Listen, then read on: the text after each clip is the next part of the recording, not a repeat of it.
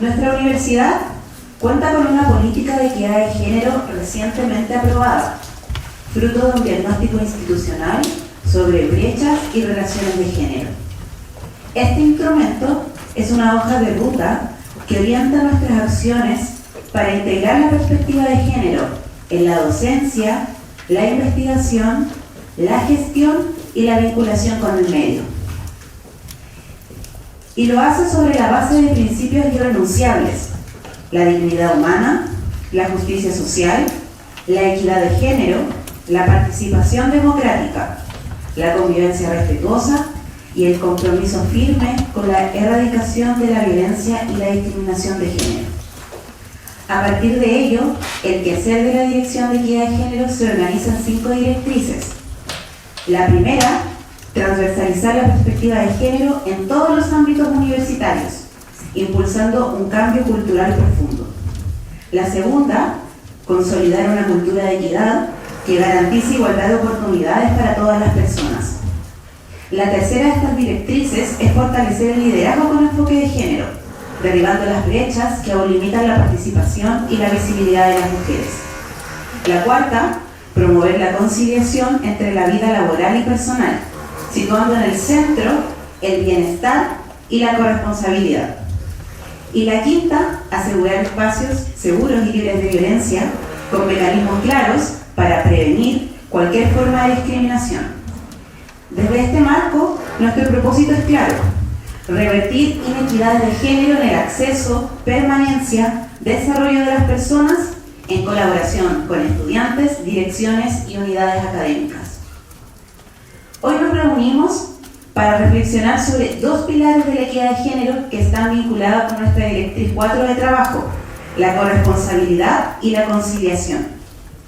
La corresponsabilidad significa compartir de manera justa las tareas domésticas y de cuidado entre todas las personas que habitan un hogar, reconociendo que cuidar y organizar la vida familiar es tarea compartida y no exclusiva de las mujeres. La conciliación busca equilibrar la vida personal, familiar y laboral, garantizando que el derecho al cuidado, el desarrollo personal, la educación y el empleo digno sea una realidad para todos y todas. Sin corresponsabilidad, la conciliación perpetúa desigualdades. Sin conciliación, la corresponsabilidad queda incompleta. Por eso,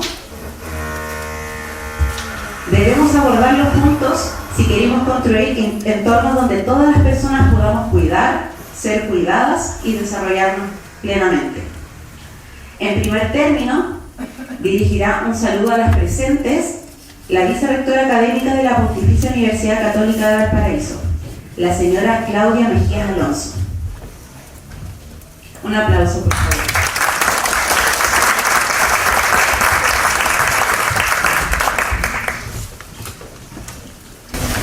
Muy buenos días a todas y a todos quienes nos acompañan el día de hoy. Es para nosotros muy significativo este tipo de instancias, de conversatorios que son transparentales, que permiten evidenciar y reflejar de manera muy clara el trabajo que sostenidamente ha venido haciendo la Dirección de Equidad de Género, o más bien liderada por la Dirección de Equidad de Género, porque detrás de todo este trabajo hay muchas personas que han contribuido levantando la información, levantando las brechas, levantando los problemas que a las mujeres nos ha tocado vivir en nuestro desarrollo personal y profesional.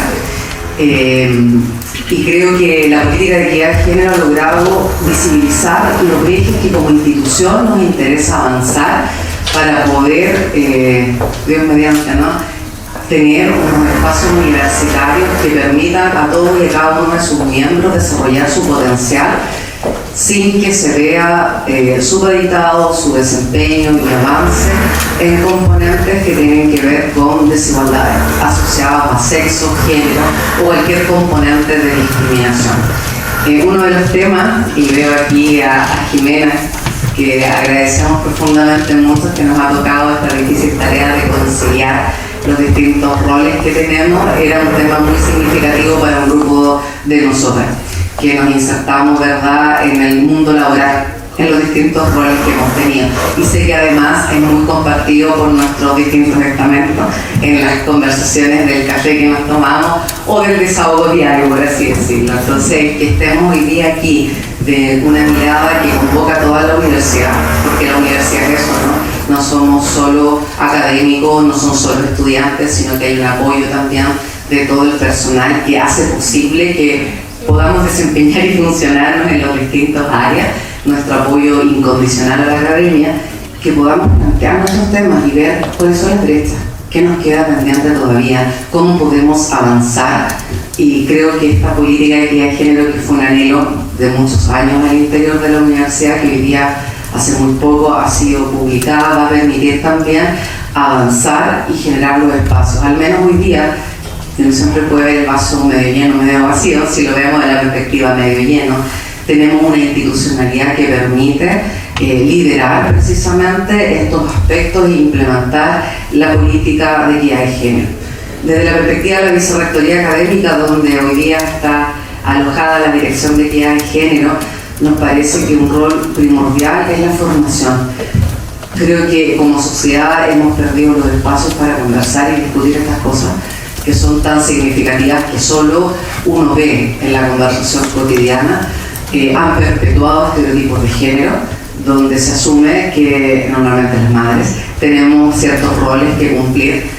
Una madre inagotable e incansable que además llega al día siguiente con una mejor sonrisa y sigue funcionando.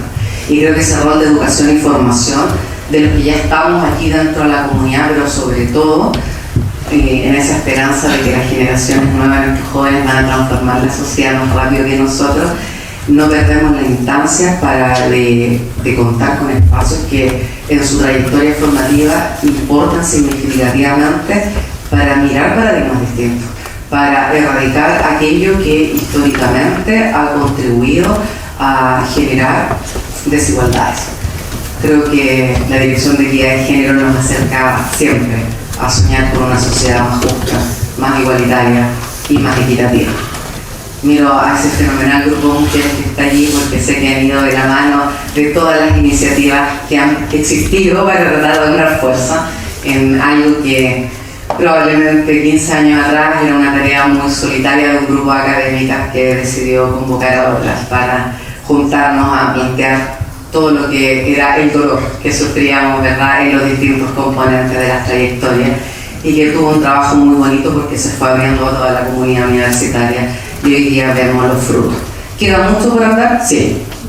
¿Hay una convicción muy profunda que hay que hacerlo? Sí. Sabemos que la formación va a permitir derribar también los mitos que existen con relación a estos temas también. Y me gustaría en las próximas convocatorias que también lográramos equidad de género en los participantes, porque el diagnóstico nosotros lo tenemos claro, los problemas los tenemos claros y hacia dónde queremos avanzar también. El punto es que esta es una temática que no puede seguir invisibilizada entre mujeres. Y la gracia que tienen estos espacios, agradecemos ahí la difusión luego, es trasladar estas conversaciones a los otros espacios que tenemos al interior de la universidad. Porque diría yo que los que estamos aquí, no me cabe la menor duda que somos las personas que tenemos la mayor convicción de que estos temas son fundamentales. El punto es que esa convicción también sea compartida por los distintos estamentos, los distintos niveles que tenemos al interior de la universidad. Así que no me cabe duda que será una magnífica instancia para que podamos conversar de estas temáticas que son tan relevantes hoy día, recogidas y alineadas institucionalmente en el Plan de Desarrollo Estratégico y, por cierto, en los lineamientos que nuestra querida directora de Equidad de Género le va a tocar implementar con la bajada de la política. Muchas gracias a todos por estar aquí presentes hoy.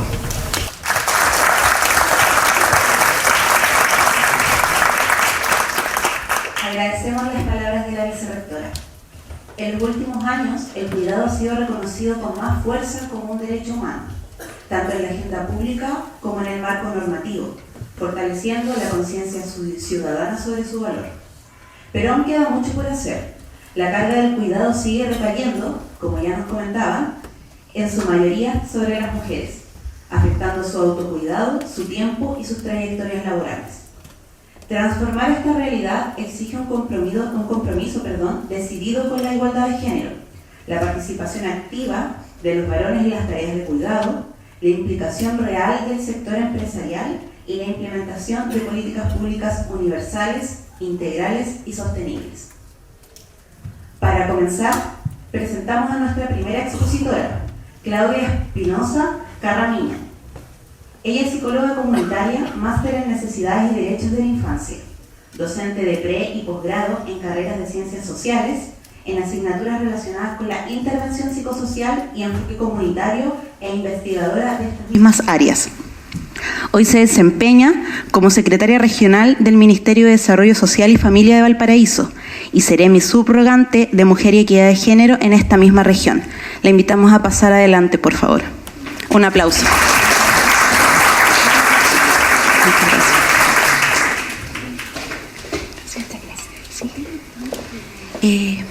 Ahí está el puntero, está ahí, en la mesita.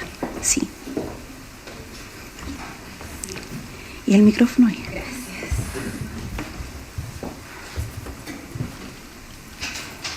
Muy buenos días a todas y todos.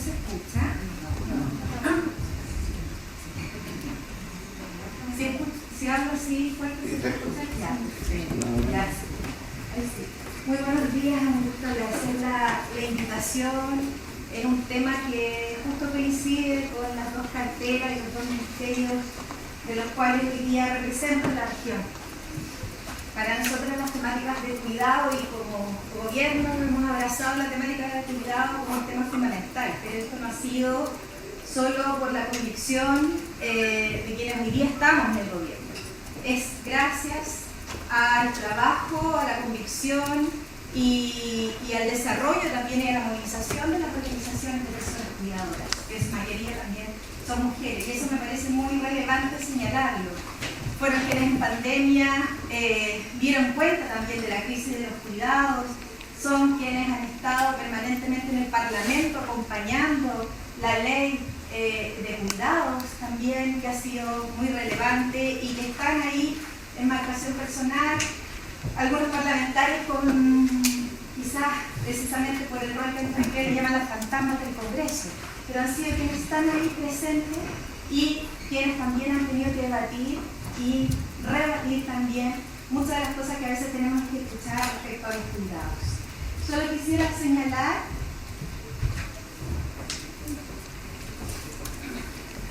para nosotros, primero, la definición de cuidado, una definición que es la más amplia, que define precisamente cómo las tareas de cuidado son el sostén de la vida. Yo creo que en la presentación también se señala la relevancia que tiene. Si la pudiésemos monetarizar, es más del 20% del PIB ampliado, y por lo tanto no existe ninguna otra actividad en el país que genere tal aporte y tal soporte a la vida. Muchas gracias. Ahora sí. Y eso es algo que es fundamental.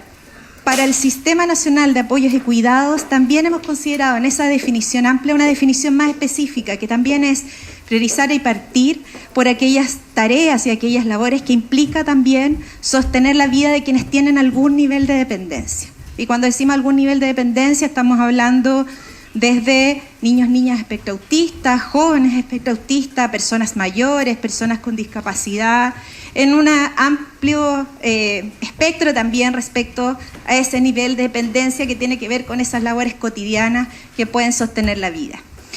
Definiciones también básicas es considerarlo en su carácter relacional, no podemos mirarlo en formato aislado, sino que en las relaciones que se dan también entre las diversas personas.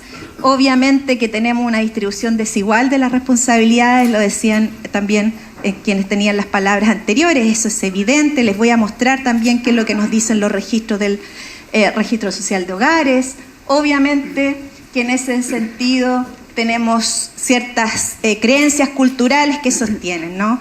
Algo que nos es muy interesante de trabajar con las personas cuidadoras es precisamente esa a veces contradicción que se da entre quienes han estado muchísimos años cuidando a un familiar con un costo personal muy alto por medio de los afectos, pero también visibilizando los costos y la injusticia que es que solo los cuidados estén sobre los hombros, por ejemplo, en su mayoría de las mujeres. Que la familia, por ejemplo, se haga a un costado, ¿no? Yo creo que aquí en esta sala, 90% de las personas debemos tener alguna tía, abuela, madre, alguna mujer de las generaciones anteriores que fue la designada a cuidar, ¿no? Y que el resto le dijo gracias, con suerte, pero que también implicó que era la indicada, era la que más sabía, era la destinada para aquello. Esa construcción cultural, que es como que las mujeres supiéramos algo de cuidado, son solo los procesos de socialización, y eso está súper estudiado, pero nosotros lo vemos también con mucha fuerza cuando los hombres que cuidan y que cuidan después que las mujeres en edades mucho más avanzadas se encuentran con, en la mayoría, tener que cuidar a sus padres, tener que cuidar a su esposa que ha tenido una situación grave y que recién ahí tienen que comenzar a aprender tareas domésticas, ¿no? Y ahí los procesos de socialización con equidad de género es fundamental también para pensar aquello. Y obviamente los cuidados en nuestra sociedad está invisibilizado, desvalorizado, es como lo que toca, lo que debe ser, lo que no necesariamente nadie aplaude, ¿no? Entonces, le decía, hablamos en el café de aquello. Ya, hablamos en el café, pero no siempre con todo el orgullo. Más con la culpa, más con el agobio, pero no necesariamente hacemos visible que estamos realizando esas tareas que sostiene la vida, que sostiene a otros y que permite el funcionamiento de esta sociedad. Y por eso nos parece fundamental considerar también los cuidados desde la lógica del diamante del cuidado. Esto ya, solo porque lo muestro, lo comparto. Porque desde el rol que estamos nos toca hacer visible que no puede sostenerse solo desde el lugar de los hogares, desde la familia, que en realidad en su mayoría es desde las mujeres, sino que hay un rol del Estado relevante y por eso la extensión de políticas públicas que voy a presentar. Hay un rol fundamental de las comunidades, tenemos que desarrollar y fortalecer prácticas de cuidado y redes de colaboración a escala barrial, a escala vecinal, a escala cotidiana, es fundamental. Pero también el mercado y las empresas privadas tienen un rol fundamental, también vamos a hablar de aquello. Solo yo creo que temas que todos sabemos, las mujeres dedicamos más horas al trabajo remunerado y cerca de 2 horas más que los hombres al trabajo no remunerado, ¿no? Ahí, primera asimetría y tema relevante. Además, cuando estamos hablando, y algo que nos parece fundamental en los cuidados, y también que es parte del proyecto de ley, es parte del sistema Chile Cuida, es avanzar en corresponsabilidad social y en corresponsabilidad de género. Y en corresponsabilidad social estamos diciendo cómo todas las actorías contribuimos en la pobreza de tiempo, contribuimos también en el agobio, en el cansancio que implica el cuidado, y nos hacemos parte, por ejemplo, en valorar y poder compensar los tiempos que las personas dedican al cuidado.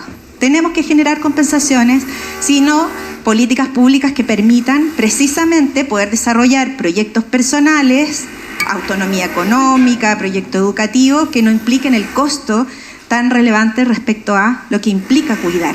Quizás aquí, solo señalar a propósito, y he hecho en las conversaciones con mis compañeras, como a veces invisibilizamos también un tema que el INJUV ha visibilizado con mucha fuerza, y que es Juventudes Cuidadoras. Lo hablábamos también, ¿no?, en el verano con Claudia. Es un tema muy relevante, pero además muchos de los estudiantes, las y los estudiantes, en funciones que son, que a veces pueden implicar mucho tiempo, ir a pedir hora al CEFAM, es una travesía, ¿no?, toda una odisea, acompañar a tu abuelo o a tu abuela a la hora del CEFAM, que es una hora incompatible con la vida laboral y estudiantil, implica mucho tiempo. Y tiempo que además no siempre visibilizamos como relevante y valioso. No da lo mismo si va ese día o no al médico. Muchas veces no es una opción, ¿no? Y eso por eso las instituciones tienen que visibilizar ese rol y por lo tanto generar flexibilidades y posibilidades para quien cuide, quien tiene ese rol, pueda realizarlo sin el costo personal que hoy día generalmente se dedica, ¿no? Y a eso nos referimos con responsabilidad social y obviamente responsabilidad de género en la lógica de que somos un país que tenemos muy feminizados los cuidados y tenemos que avanzar en socialización sobre todo, pero también, por ejemplo, el proyecto de Sala Cuna Universal, donde sean también los padres los que tienen derechos a la cuna y no seamos las mujeres castigadas también, porque somos las que tenemos hoy día el acceso público, digamos, a Sala Cuna, debe ser algo en lo cual es indispensable seguir avanzando.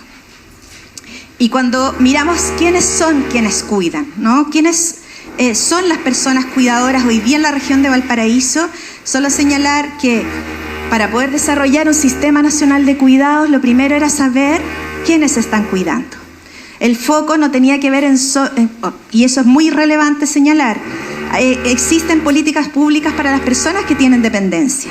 Lo que no existían eran políticas públicas para las personas cuidadoras. Y ese ha sido un foco muy fundamental también en estos 3 años y medio. Y lo primero era saber quiénes eran, qué características tenían. Se hizo una discusión solo un par de meses y se decidió que efectivamente era el registro social de hogar el instrumento que iba a permitir identificarlas de forma más rápida, un instrumento que existía, un formato que permitiera no solo tener información, no solo que el Estado tuviese información, sino que además el Estado le dijera y la reconociera como cuidadora. Y en ese reconocimiento también se desarrollaran políticas públicas que pudiesen efectivamente ir en beneficio de las personas cuidadoras. Y desde ahí, este módulo complementario del registro social de hogares, que es el módulo de cuidado, donde se registran las personas cuidadoras. ¿Quiénes son? Hoy día tenemos 19.000 personas registradas. Sabemos que hay subinscripción todavía. La proyección es que deberían ser 70.000. Intuimos, ¿no? Por el nivel de personas con dependencia, el nivel de personas mayores, en fin, con todos los datos, cuando hacemos los cruces de datos regionales, calculamos que más o menos deberían ser 70.000. Hemos avanzado un montón. La campaña, los municipios están muy afanados, no todos, debo decirlo, pero muchos municipios muy afanados en fortalecer este registro y esta identificación. ¿Y qué es lo que sabemos? Que efectivamente su mayoría, además, 86,4% de estas 19.000 personas son mujeres. Sabemos que además las mujeres cuidan en la edad media que tienen las mujeres son 52 años, pero tenemos un 71% de las cuidadoras de más de 60 años. Sabemos que además la edad en la cual las mujeres comenzamos a cuidar es mucho más temprana. La encuesta también de actividad de niños y niñas nos dicen las mujeres comenzamos a cuidar a los 9 años, más que los niños, y por lo tanto ahí los procesos de socialización son muy relevantes, y en los hombres el pic es el momento de jubilar, ¿no? Las tareas de cuidado comienzan o se activan en el momento en el cual se jubila como algo importante, y por eso las mujeres, digamos, cuidamos a lo largo de nuestro ciclo vital. Ahí hay algunas características también. No es menor que 12% tenga más de 70 años. Estamos hablando de muchas personas mayores que están dedicadas a cuidar, cuando requieren también a veces cuidados propios o hay cierto cansancio, en fin, una situación vital que no siempre es la más adecuada también para lo que implica estar cuidando a otros que tengan algún nivel de dependencia. Ya de eso estamos hablando de quienes están inscritas. Y lo otro es que sabemos, y este dato no es menor, si cerca del 56% de la población está en el 40% más vulnerable, según el registro social de hogares, cuando miramos a las personas cuidadoras es el 77%. Obviamente, cuidar empobrece, ¿no? Porque tengo que dejar de trabajar, porque implica también mayor gasto y porque implica menores ingresos dentro del hogar. Y eso es algo que es importante y en su mayoría también, obviamente que eso afecta en mayor medida a las mujeres, que son más cuidadoras, pero también incluso cuando comparamos, evidentemente también es mayor el rango de mujeres. Además, a quienes se cuidan, ¿no? Quienes requieren cuidado, en su mayoría también son hombres, 33% son niños y niñas, y 21% tiene más de 80 años. Y ahí el cuidado de personas mayores se convierte también en algo que es relevante. ¿Cuáles son los ámbitos que hemos desarrollado como política pública respecto a cuidado y para poder abordar este ámbito? Primero, desarrollar la primera política nacional de cuidados, y eso ha sido en un proceso bastante largo. Comenzamos también, hicimos algunos espacios de encuentro en la universidad, partió con procesos de diálogos, en los cuales los procesos participativos, sobre todo con las organizaciones de cuidadoras, fueron muy intensivos. Nos dimos muchas vueltas. Primero, los diálogos para poder conversar sobre cuidados. Luego, la devolución de esos diálogos, ¿no?, que la hicimos acá en la universidad. Luego de la devolución de los diálogos, el diseño de la política. En ese diseño de la política, definición de objetivos. Vuelta a presentar en consulta participativa la opinión, relevancia y prelación de aquellos objetivos, ¿no?, de manera de poder contrastar si efectivamente estábamos de acuerdo respecto a las prioridades en la Política Nacional de Apoyos y Cuidados. Y en ese proceso también se construye el plan, pensando en que está destinado a personas con discapacidad, con dependencia, mayores, niños, niñas, y las cuidadoras remuneradas y cuidadoras no remuneradas, que es un foco que es fundamental. En esa instalación, decir que, bueno, estamos hablando del programa que en coloquial el nombre se llama Chile Cuida, que la idea también es poder instalarlo desde esa lógica, es la lógica también de avanzar hacia un país que pone al centro los cuidados. Decimos avanzar porque sabemos que no es así el día de hoy, pero esperamos que efectivamente en las lógicas también en las cuales trabajamos y como vemos también la incidencia territorial, podemos avanzar en esa línea, a pesar de que sabemos hay sectores importantes en nuestro país, como aquellas discusiones que se dan en el Parlamento, en las cuales nos señalan que el Chile Cuida y todo lo que implica va en contra de la estructura natural de la familia. ¿Se imaginan los sectores que nos dicen aquello? No. Y eso es muy rudo de escuchar, entre otras cosas también aberraciones bastante contrarias a lo que estamos conversando en este espacio, ¿no? Pero el Chile Cuida es un sistema, también es una red de instituciones, servicios, y que pone al servicio primero, servicios de apoyo, cuidado, la definición de tiempo libre, de ocio, de redistribución, son elementos que son fundamentales. Estamos hablando de 14 ministerios, 22 subsecretarías, 100 medidas en las cuales hay compromisos de todos los sectores para poder impactar y sobre todo impactar en la vida de las personas cuidadoras. Ahí solo los servicios de apoyo, de promoción que son parte del Chile Cuida. Estimada Claudia, disculpe, le quedan 2 minutos. Ya, sí. Entonces voy a ir, esos son ejemplos, compromisos del plan, pero lo que quisiera ir, eso es la instalación que tenemos en la región y algunos programas. Solo quisiera señalar que hay algunos programas comunitarios que nos parecen fundamentales. Uno, los centros comunitarios de cuidado. Recién vamos a poder inaugurar el primero en la región a fin de mes, en la zona rural de La Ñipa, en Petorca, que es un centro comunitario para las personas cuidadoras, donde debe llegar salud, educación, trabajo, deporte y cultura, con oferta para poder fortalecer los proyectos también de las personas cuidadoras y con equipo profesional que cuida a quien tiene dependencia, por lo tanto que ellas puedan desarrollar ciertas instancias relevantes, que es importante. Tenemos también la red local de apoyos y cuidados que existe desde el gobierno de la presidenta Bachelet en una cobertura muy bajita, y yo solo quisiera señalar, y ahí está el crecimiento que ha tenido el programa en estos años, recordando que el Chile Cuida se financiaba con la reforma tributaria y estamos con recorte presupuestario, y a pesar de ello, con un esfuerzo de gestión importante, se ha logrado avanzar en esta cobertura y vamos a llegar ahora también a 3.800 familias versus 212 las que atendíamos el 2022. La atención preferente en estos servicios públicos que tienen las personas cuidadoras, que son esos que están con convenio y que deben realizarlo. La red de empresas Chile Cuida, que dan beneficio, atención preferente y descuentos importantes también para las personas cuidadoras. Ahí está la política y hay una lámina que me faltó, pero solo decir que en las lógicas de conciliación también hay muchísimos avances en la lógica de pensar en las 40 horas, poder avanzar. No es un detalle la ley de pago efectivo de pensiones. Hoy día en la región eso implica 34.000, principalmente mujeres, que hoy día que sostienen, tienen hijos y hijas en la región de Valparaíso, las cuales han podido recuperar la pensión de alimentos y las posibilidades también de mayor autonomía económica. Estamos hablando de 400.000 millones solo en la región de Valparaíso.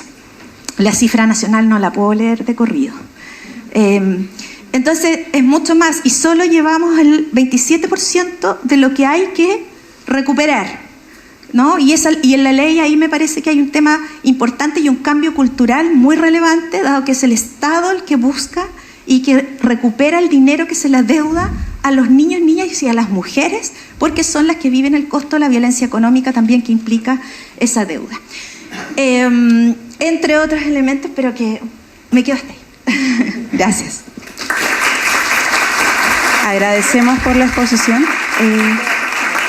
¿Cómo prefieren? ¿Puede quedarse? Sí, sí. Muchas gracias, Claudia, por su exposición. A continuación presentamos a nuestra segunda expositora, María Paz Guajardo, profesora de la Escuela de Derecho PUCB, abogada, defensora laboral, magíster Derecho a la Empresa, investigadora del cuidado, docente y madre cuidadora de 4 hijos. Adelante, por favor. Un aplauso.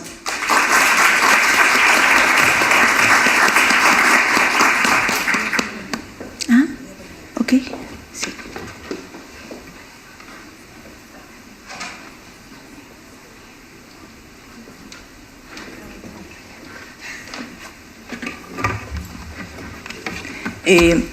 Muy buenos días a todas y a todos. Quiero agradecer a Jessica en especial por esta invitación.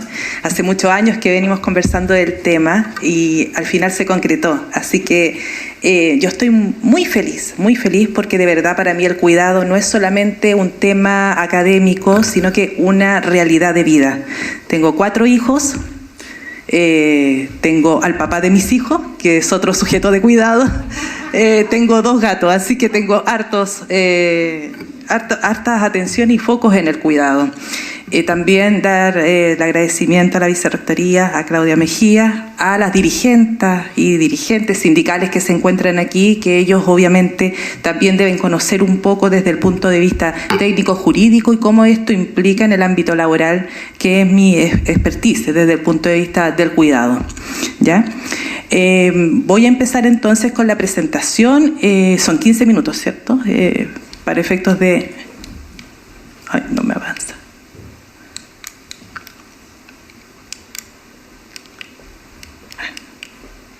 Necesito parece que estoy avanzando, ¿cierto? Y lo retrocedo. Ahí sí. Sí. Ya, súper. Bueno, ya han hablado un poco de los conceptos acá respecto del cuidado, la conciliación y la corresponsabilidad.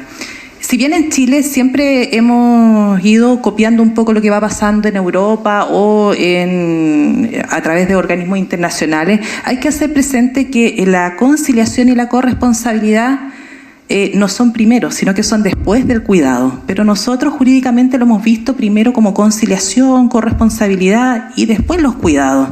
Sin embargo, la Agenda 2030, ONU Mujeres, está estableciendo un mundo de cuidados desde el punto de vista de que ya no solamente queda en algo parcial o algo solamente asimilable a las personas con dependencias severas o discapacidad, ¿ya? Hoy día hablamos de cuidado desde la infancia, la adolescencia, las personas en situación de discapacidad, la dependencia severa y moderada y también las personas mayores.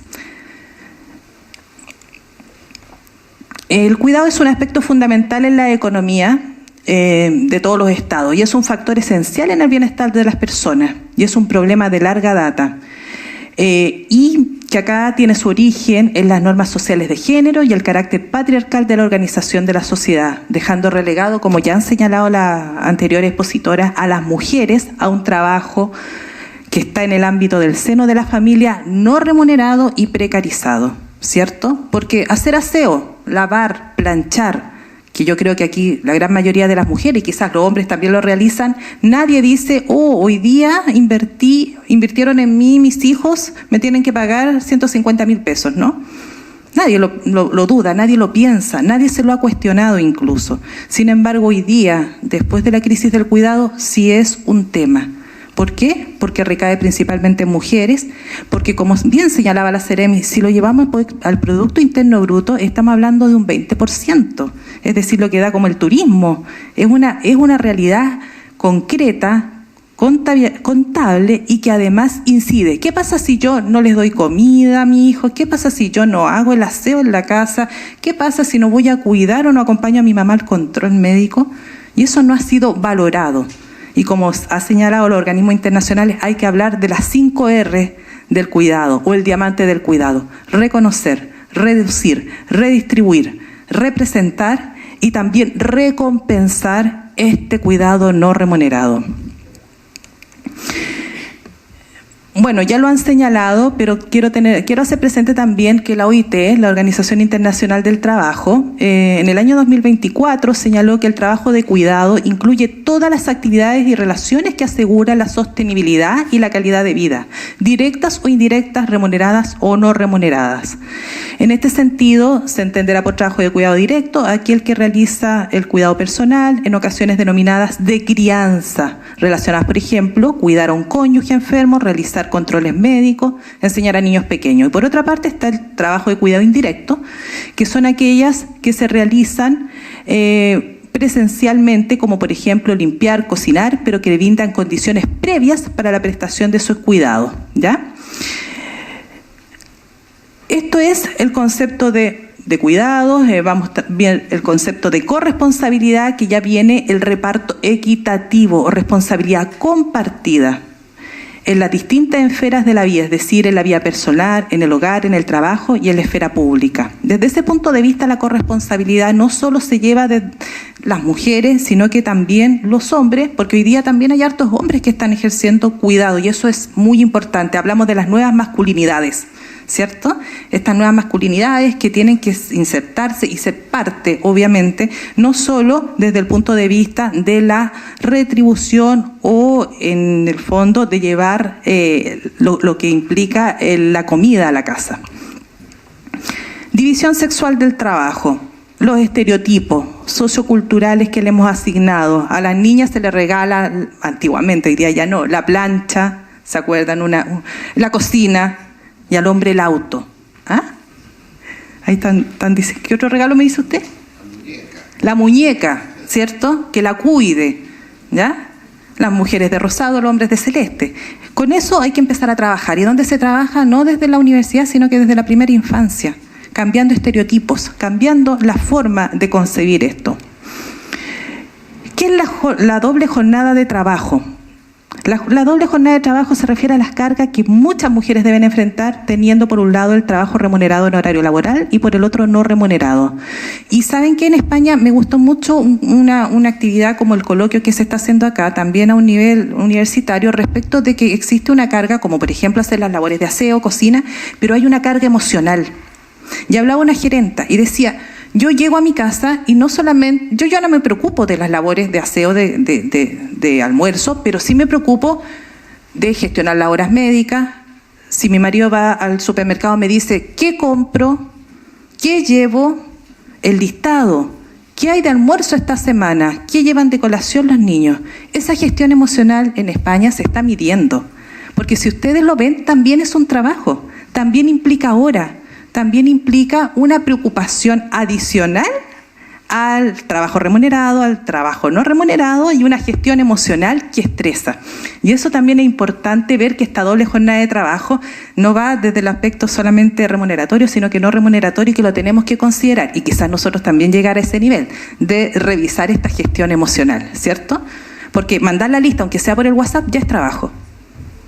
Ya lleva uno 20 años yendo al supermercado y tiene que mandar de nuevo la lista, ¿ya? Entonces son cosas que tenemos que empezar a revisar y trabajar. ¿Qué es conciliar la vida laboral, familiar y personal?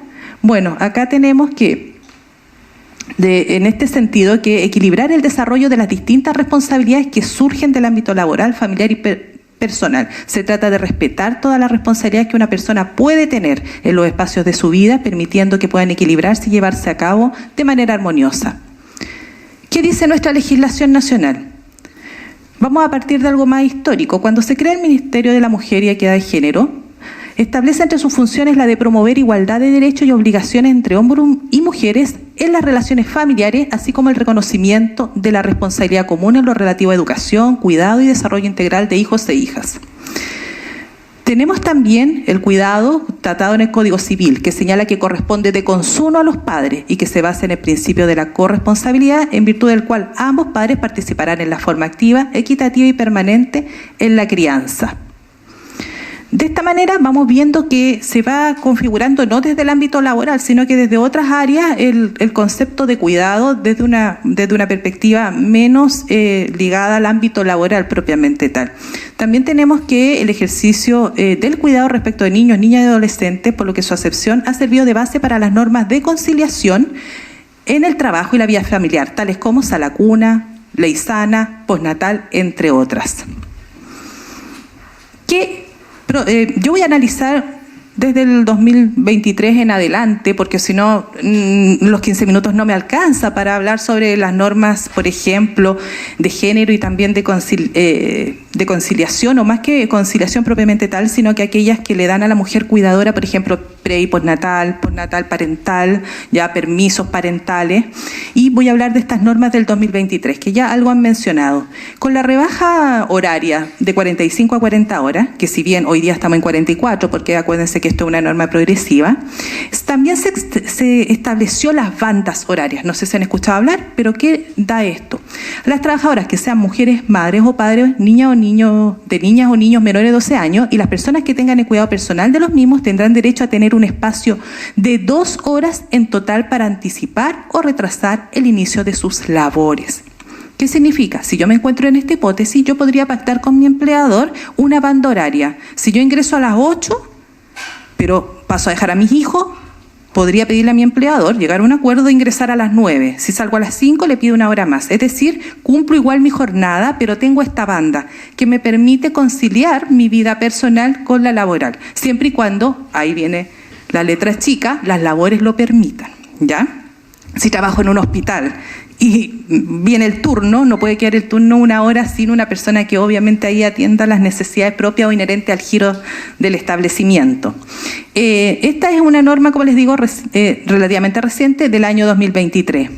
21.545, permiso especial, ha sido bien cuestionada. ¿Por qué? Porque es un número limitado, se deben compensar, pero algo es algo que respecto a la denominada situación de niños, niñas y adolescentes, y para sus padres, madres o cuidadores que tengan el diagnóstico del trastorno de espectro autista, que ellos pueden concurrir a cuando sus hijos o quienes cuidan tengan crisis a los establecimientos educacionales para poder acompañar durante ese periodo. Obviamente, como les digo, ha sido criticado porque tiene que ser compensado, porque tiene que ser una crisis que afecte de grave manera al niño, es decir, que incluso corre en riesgo a los demás compañeros o él mismo, su integridad física o psíquica. Por lo tanto, igual que tengan el criterio para determinar cuál sí, cuál no, es complejo.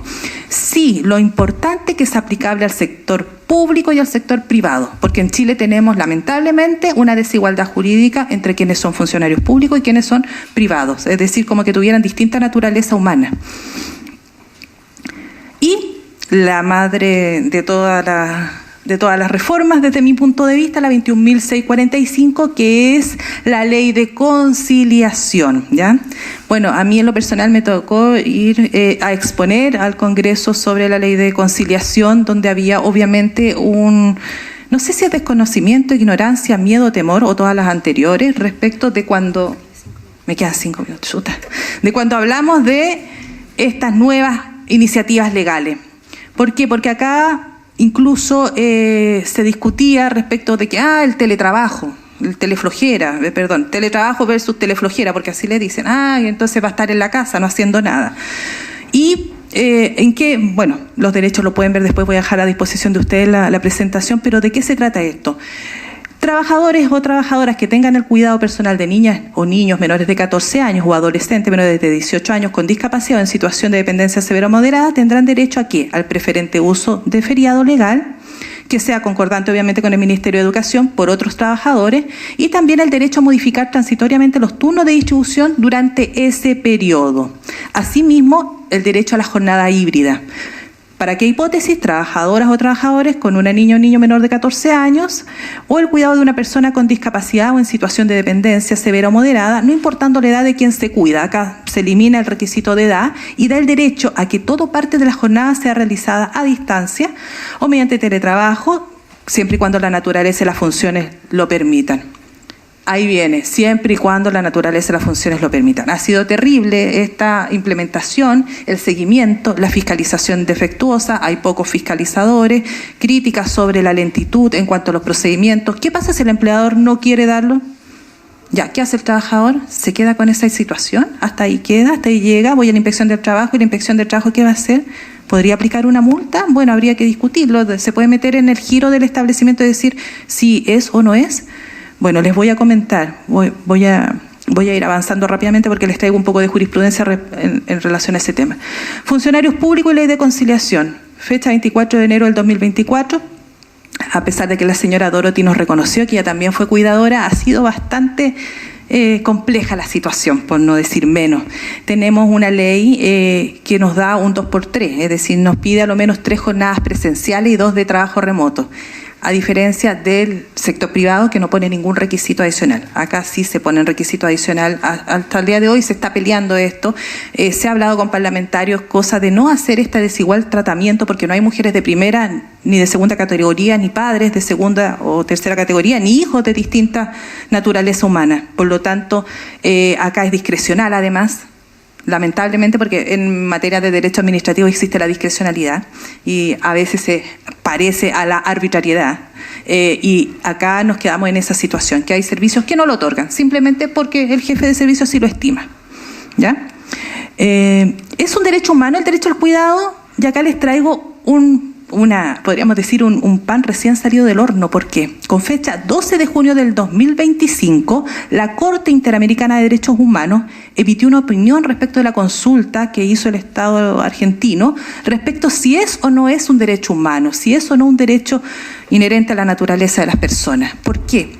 Porque si vemos nuestra Constitución, usted no va a encontrar el derecho humano, el derecho fundamental al cuidado. Y en Chile, bueno, somos un sistema legalista, si no es ley no la respeto. Yo siempre digo a mis alumnos, si no hay un pare yo llego y paso. Tiene que estar el pare y ojalá carabinero ahí para que me pasen la multa y para respetarlo. Bueno, aunque yo creo que ahora tenemos más conciencia, ¿ya? Pero bueno, eso es un comentario aparte. En este sentido, ¿qué se pidió? Que se reconociera por la Corte Interamericana podríamos decir, la categoría de este derecho. Y dice... Las preguntas, ¿son los cuidados un derecho humano autónomo consagrado en la Convención Americana sobre Derechos Humanos? ¿Cuáles son las obligaciones de los Estados en materia de cuidado? ¿Son los cuidados no remunerados un trabajo a la luz de los instrumentos internacionales? Son súper importantes estas preguntas y que ahora en junio respondió la Corte Interamericana señalando lo siguiente. Lo reconoce, voy a hacer como el resumen, chiquillo, porque si no, no voy a terminar nunca. Lo reconoce como un derecho fundamental, no solamente, podríamos decir, de calidad propia, sino que podríamos decir instrumental con otros, porque se asocia aquí a la dignidad, a la seguridad social, al trabajo. Por lo tanto, es un derecho que no solo tiene autonomía, sino que también está interrelacionado con otro. Y establece quiénes serían como los sujetos o las personas que principalmente tienen este derecho o reciben este derecho. Y habla niños, niñas, adolescentes, personas mayores, personas con discapacidad y enfermedades que comprometan su autonomía o independencia. Por lo tanto, eso es bueno, deja las figuras claras.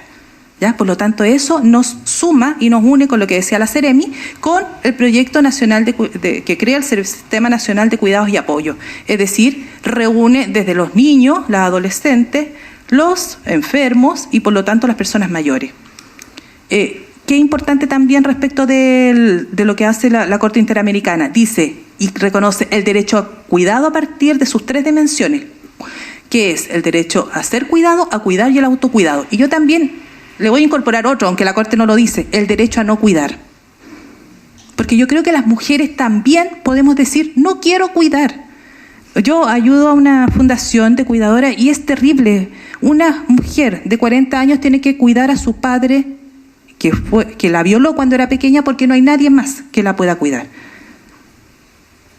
Entonces ahí entramos, ¿por qué? Porque romantizamos el cuidado.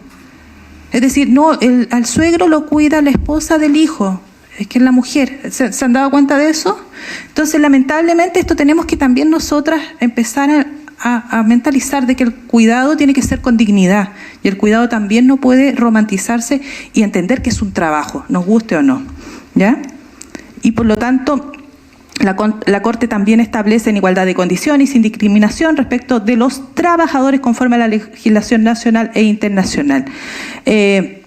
También se reconoce acá la implicancia, la creación de nuevas instituciones, como lo está haciendo Chile. Ahora es un proyecto de ley que ha tenido bastante resistencia en el Congreso. Y lamentablemente, ¿por qué? Porque quieren dejar al ámbito de la familia, como que la familia resuelva esto. No es problema del Estado, pero ahí viene un tema mayor, porque nuestro país, nuestra Constitución se establece sobre un Estado subsidiario, a diferencia de Europa, España, por ejemplo, que es un Estado solidario. Entonces acá dice, no, primero que lo hagan otros, después nosotros. Entonces ahí viene una discusión técnico-jurídica, política, que es importante hacerla presente. ¿Por qué? Porque dice, sí, acá lo pueden crear, sin perjuicio que si no lo crean, ya deben articular supervisión y fiscalización, que es lo que está pasando con la ley de conciliación. Debe haber un organismo más fuerte y más potente en el seguimiento de estas políticas y de normativas nacionales. También el derecho al cuidado a la luz del derecho de la igualdad y la prohibición de discriminación. En este sentido, fomentar el cuidado parental equitativo, políticas de flexibilidad laboral para personas trabajadoras con responsabilidades familiares e inversión en sistemas, servicios, políticas y en infraestructura de cuidado. Y eso es súper importante porque también les voy a dar otra novedad. Los estados deben adoptar medidas que apoyen e incorporen o la reintegración de las personas cuidadoras no remuneradas a la fuerza de trabajo formal en trabajos relacionados con el cuidado no remunerado cuando así lo deseen. ¿Qué pasa? La persona que cuidó a su hijo por 15 años y ese hijo falleció, porque a veces tienen una expectativa de vida no muy larga, queda 15 años restada del empleo formal. No pudo estudiar, es imposible que puedan estudiar. Por lo tanto, ¿qué es lo que existe hoy día? La certificación de competencias a través del CENSE, por ejemplo, de que esa persona pueda ir a curso y con la experiencia reconocer ese oficio que desarrolló por años. Ahora, quizás la señora no quiere ver cuidar más, también es súper legítimo, y quizás podrá acceder a otro tipo de cursos, pero que se reconozca a esta persona del cuidado no remunerado. Actualmente se paga un estipendio que perciben las cuidadoras no remuneradas, pero son pocos cupos. Si mal no recuerdo, creo que son 15 o 20, algo así, por lo menos en Viña del Mar. La suma que se percibe son 42.000 pesos mensuales. Entonces, también tenemos que trabajar en eso. El cuidado no remunerado tiene que ser reconocido de alguna manera, ya sea una transferencia dineraria o seguridad social real para esas trabajadoras, es decir, revisar pensiones.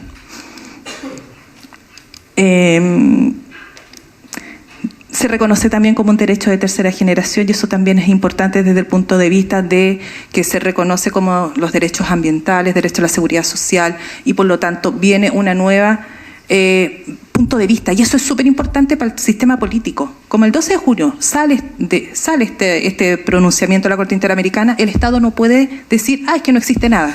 Sí, existe un reconocimiento de la Corte Interamericana que obliga a los Estados a que se adecúen sus normativas a estos preceptos.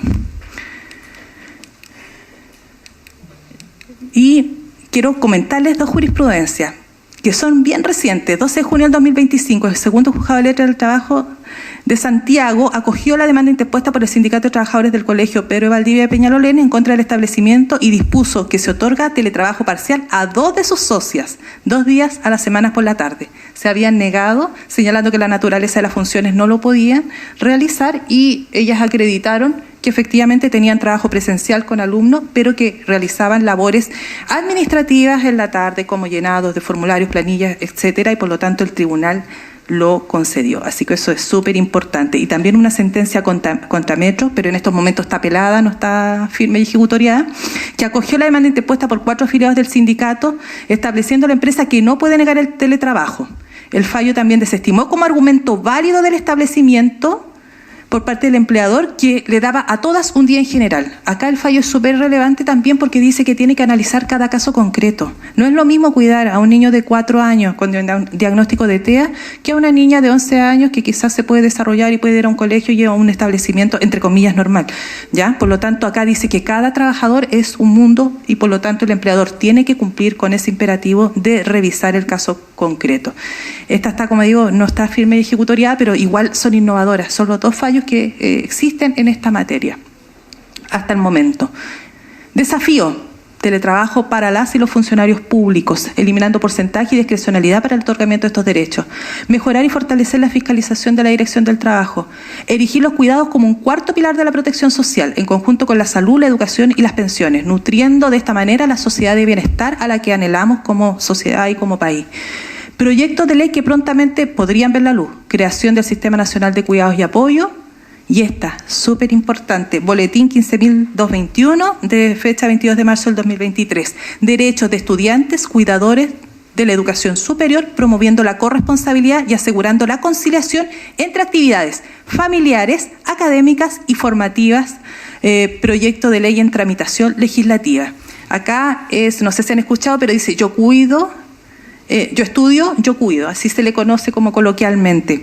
¿Y qué es lo que dice? Que sin perjuicio de respetar la autonomía de las instituciones de educación superior, deberán las universidades, a través de sus unidades académicas, eliminó la palabra bienestar porque decía a través de bienestar, ahora dice de sus unidades académicas, respetar a quienes se encuentren en la situación de embarazo, maternidad, paternidad, cuidado personal, de personas dependientes o discapacidad. Es como la misma hipótesis de la ley de conciliación, debiendo acreditar obviamente el estudiante dicha figura. ¿Y qué le permitirá? Poder, por ejemplo, postergar sus estudios en caso de que nazca su hijo, está embarazada y nace su hijo, suspender hasta 2 semestres, prorrogable por otros 2 semestres más, en caso de situaciones complejas, a veces enfermedad grave de un hijo menor de 1 año, por ejemplo, se parecen mucho incluso a las que existen en materia laboral. También justificar inasistencia, tener prioridad para la toma de ramos para que sea acorde al cuidado, también rebaja de asistencia o eliminación de asistencia dependiendo de cada caso. Obviamente que ahí la obligación para la institución de educación superior va a ser mantener la calidad de los alumnos, ¿ya? Derecho a dar alimentos 2 horas diarias para aquellas madres que tengan hijos en edad de lactancia y confeccionar calendarios especiales para las tomas de evaluaciones dependientes de cada unidad académica. Ojo, también esta normativa va a ser aplicable a las corporaciones de asistencia judicial, ¿ya? Porque es la única práctica profesional que fuera, entre comillas, del establecimiento o fuera de los convenios que pueda tener la universidad, y es obligatoria que solo se pueda realizar ahí, no se puede realizar en otro lado. Entonces también le va a imponer las mismas obligaciones. Esto, como les digo, está en trámite legislativo. Lamentablemente este mes se le quitó la urgencia, así que quedó como simple. Por lo tanto, roguemos que por lo menos mi hija chica que tiene 10 años la pueda ver. No, a lo mejor tenemos suerte y sale prontamente, ¿ya?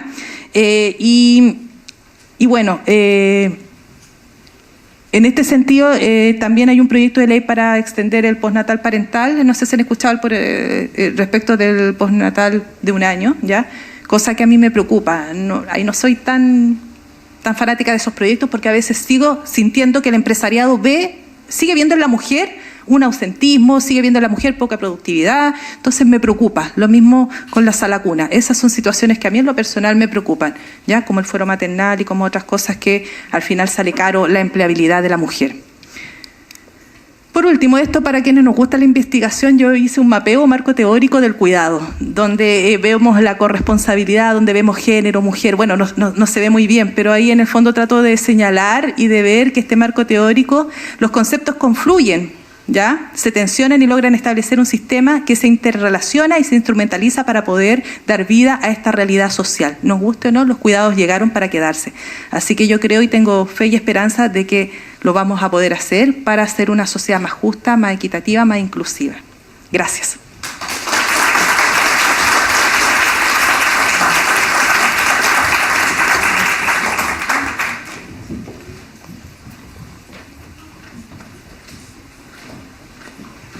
Muchas gracias, María Paz, por su exposición. Finalizadas ya estas presentaciones, daremos inicio a la mesa de diálogo que será moderada por Gabriela Rodríguez, profesora de la Escuela de Ciencias del Mar. La invitamos a pasar adelante. Un aplauso.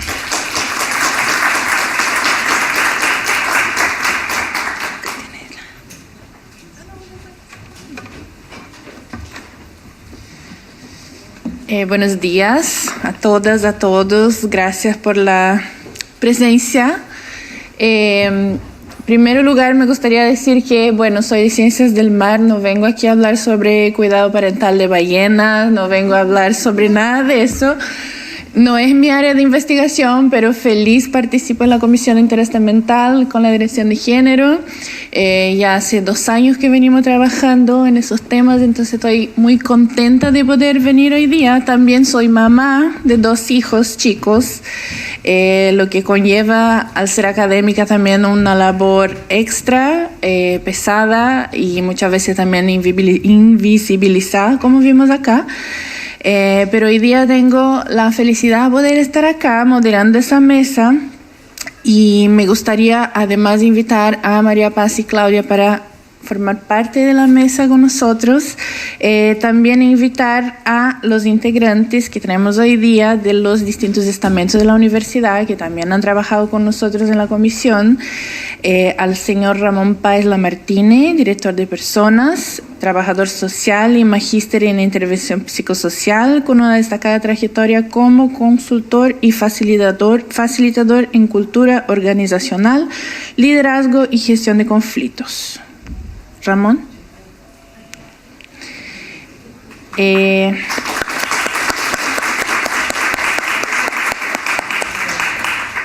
Llamamos también a Matías Cataldo Urbina, representante de la Federación de Estudiantes, padre y estudiante de 4º año de Pedagogía en Historia, Geografía y Ciencias Sociales en la PUCV. Durante su trayectoria universitaria ha formado parte en 2 ocasiones del Centro de Estudiantes de Historia, participando activamente en la mesa de trabajo de madres, padres, cuidadores, y que también se ha destacado por su compromiso con el bienestar estudiantil y la promoción de una educación pública de calidad e inclusiva. Gracias, Matías.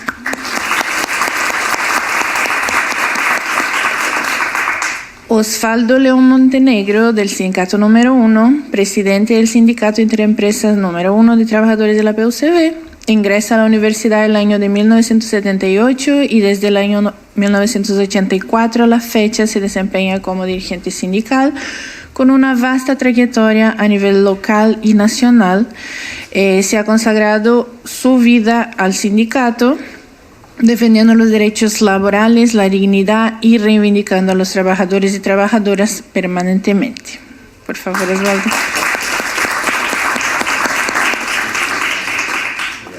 Lorena Muñoz Pérez, coordinadora de comunicaciones internacionales en la Dirección General de Asuntos Internacionales de la PUCV, institución en la que ha trabajado por 20 años en diversos roles. Hoy día es delegada del sindicato Alberto Hurtado.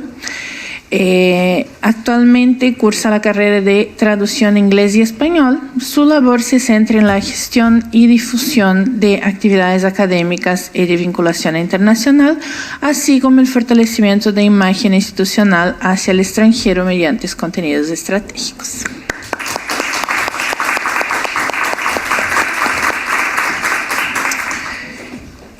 Juntamente y por último, Silva Astudillo Pereira, directora de Asuntos Estudiantiles, ingeniera civil industrial y MBA por la PUCV, miembro de la Comisión para la Prevención, Acompañamiento y Sanción en Conductas de Acoso, Hostigamiento, Violencia y Discriminación Arbitraria, el CAVDA, de nuestra casa de estudios. Cuenta con casi 8 años de experiencia en la Dirección de Asuntos Estudiantiles de la PUCV, donde ha liderado proyectos y equipos orientados al bienestar estudiantil, desempeñándose hasta 2024 como jefa de la Unidad de Apoyo al Aprendizaje y desde abril del mismo año como directora de Asuntos Estudiantiles.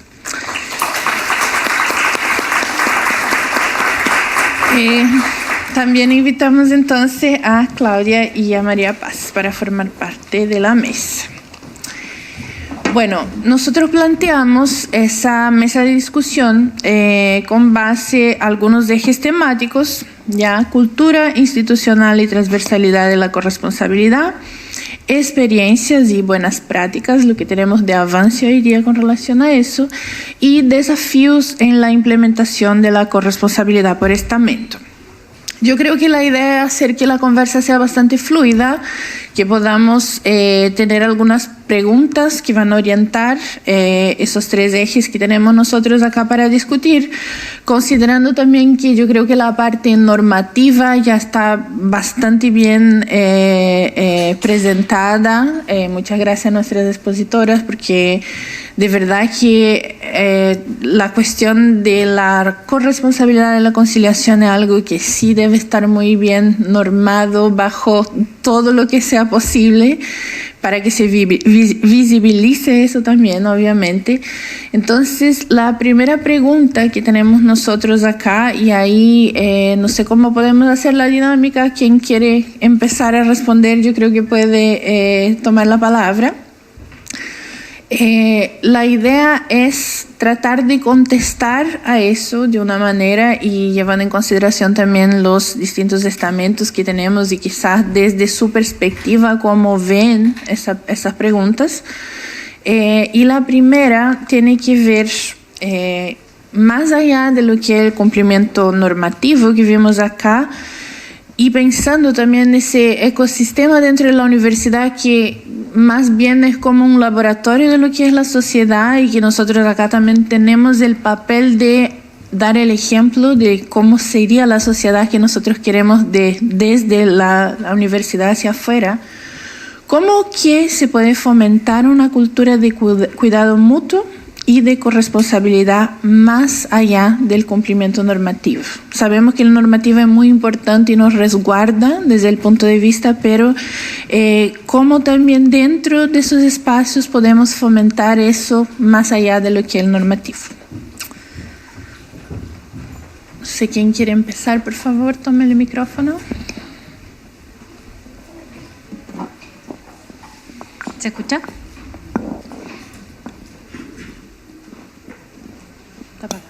¿Ahí? ¿Se escucha? Sí. Ah, sí, se escucha. Ya.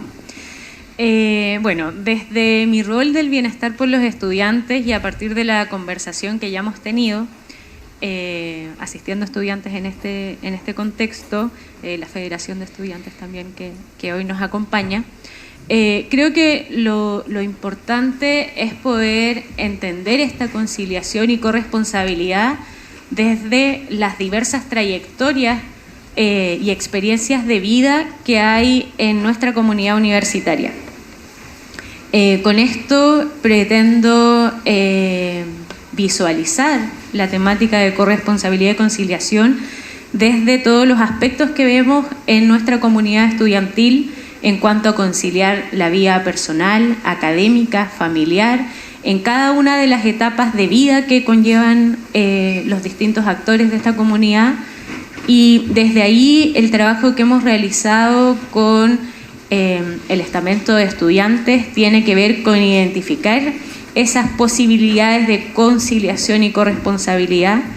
Es un trabajo que se basa siempre en el diálogo y que yo creo que los estudiantes es importante que tomen parte y ocupen los espacios que están cada vez más abiertos y dispuestos para poder llegar a efectivamente tener los espacios dentro de la institución para esa efectiva conciliación y corresponsabilidad.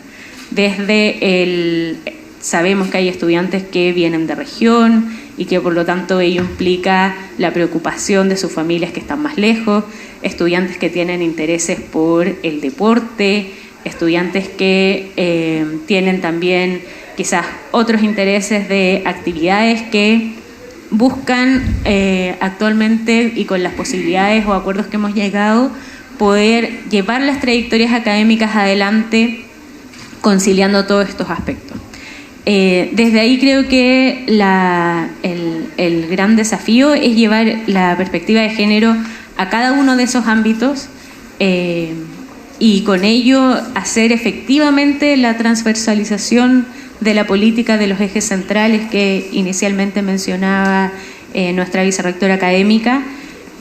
Así que desde ahí planteo la visión que desde la Dirección de Asuntos Estudiantiles tenemos de esa conciliación y corresponsabilidad, y hago la invitación y el llamado a cada uno de los estudiantes de nuestra comunidad universitaria a hacerse cargo, a ser partícipe y aprovechar estos espacios que se están dando justamente para que esta experiencia y esa trayectoria de vida efectivamente tenga la conciliación y corresponsabilidad que pretendemos.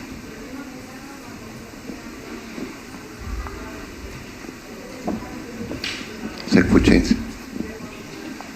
En primer lugar, un saludo a la Dirección de Equidad y a la Comisión Interestamental que nos permite estos encuentros que de alguna manera alumbran y dan una luz de esperanza a lo que es nuestra propuesta como universidad respecto a lo que pasa o lo que sucede en el país como sociedad. Yo antes de entrar en la primera respuesta quisiera entregar dos observaciones más del orden de idea fuerza. Todo lo que hoy día estamos conversando obedece fundamentalmente a la lucha que ha dado la mujer por la defensa de todos sus derechos y fundamentalmente en la incorporación al mundo del trabajo. Y esa es una definición político-ideológica que en definitiva nos ha cruzado como sociedad y que de alguna manera hoy día nos coloca en un debate que no está cerrado, porque hay sectores de esta sociedad que lo ven de manera distinta. Los elementos que hoy día estamos construyendo en una discusión de equidad, de derechos de las mujeres, de corresponsabilidad, es una discusión que nos cruza como sociedad. Yo lo quisiera colocar como primer lugar, porque la universidad no es una isla de lo que pasa en el país. Y en esa línea creo que estamos un paso adelante, lo que no significa que los procesos de avance van a ser tan vertiginosos, porque dependemos fundamentalmente de quienes administran el Estado y la visión ideológica que tienen sobre el tema. Y lo quería plantear como idea fuerza, porque muchos de los avances que hoy día se logran se podrían terminar de manera, ayer escuchamos algunas opiniones, hasta por decreto. Por lo tanto, los elementos de corresponsabilidad, de defensa de los derechos de las mujeres, debe estar ligado también a una discusión interna respecto a cómo enfrentamos este tema en una transversalidad ideológica que afecta tanto a todo tipo de mujer independiente de su pensamiento político e ideológico. Y lo quería plantear como primera idea fuerza, porque efectivamente, y lo podemos detallar después, lo que tenemos por contrato colectivo, estamos sobre la media nacional. Pero eso no sucede en otras comunidades universitarias, ni sucede en otras empresas.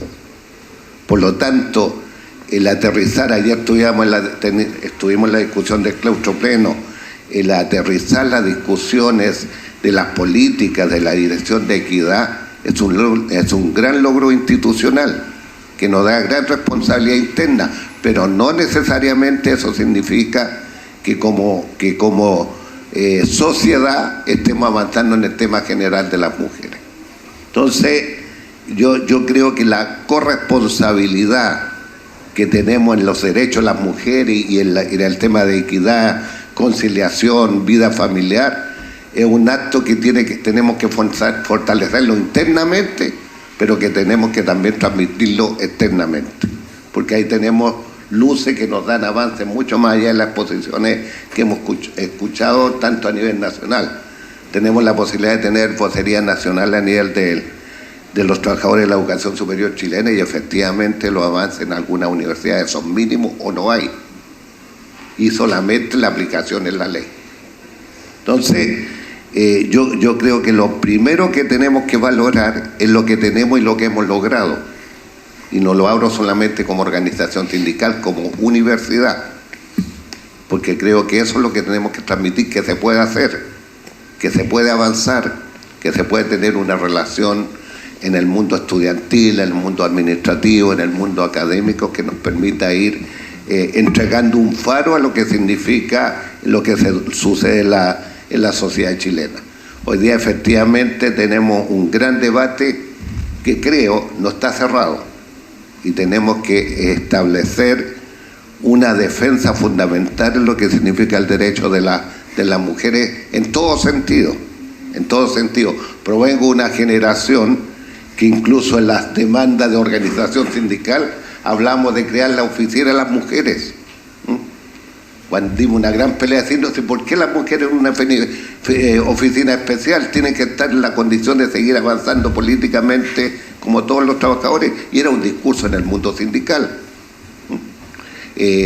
Vengo del concepto social cuando se entendían a la mujer como la dueña de casa. Esa era la definición. La que no estaba acá en el mundo externo era dueña de casa, y se la definía hasta socialmente. Entonces, esos cambios culturales hoy día son procesos que hemos ido avanzando, pero que requieren una pelea permanente, que creo, como primer elemento, cómo podemos avanzar en la corresponsabilidad, es transmitir en primera instancia lo que hemos avanzado como universidad al resto de la sociedad. Y creo que desde ahí ir surgiendo pasos que, como los tenemos en los contratos colectivos, estén sobre la norma jurídica, que los tenemos. Eso lo vamos para la próxima pregunta.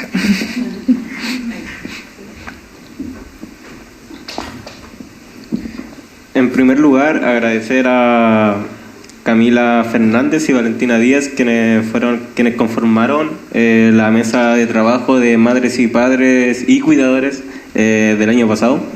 Se lograron importantes avances dentro de esa materia, y siguiendo la línea de la conversación, deberíamos sentirnos orgullosos como universidad al hecho de lograr todos estos procesos.